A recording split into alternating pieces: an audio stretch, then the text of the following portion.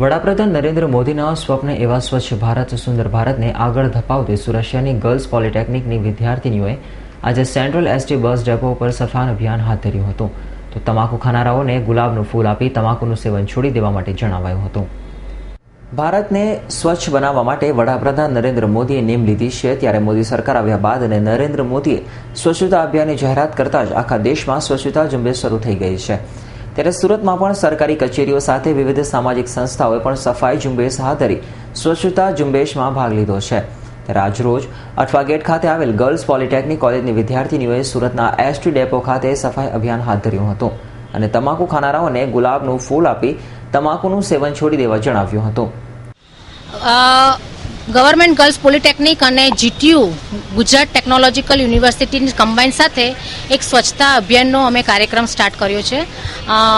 એનએસએસની under આ કાર્યક્રમ અમે કરીએ છીએ. 2012થી અમારી સંસ્થામાં એનએસએસની એક્ટિવિટી ચાલી રહી છે, જેમાં જુદા જુદા બેટી બચાવો છે, સ્વચ્છતા અભિયાન છે, સ્ત્રી ભ્રૂણ હત્યા છે, એ બધી વસ્તુ પર કામ કરી રહ્યા છીએ.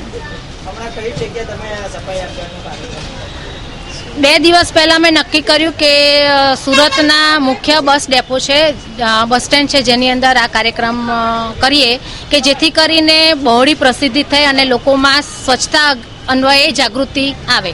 તો તે અન્વયે ડેપો સાથે વાત થઈ અને કોરસ્પોન્ડ કરીને અમે ડેપોમાં સુરતના ડેપોમાં સ્વચ્છતા અભિયાન સવારના 9 વાગ્યાથી અત્યાર સુધી અમે કાર્યક્રમ હાથ ધર્યો છે.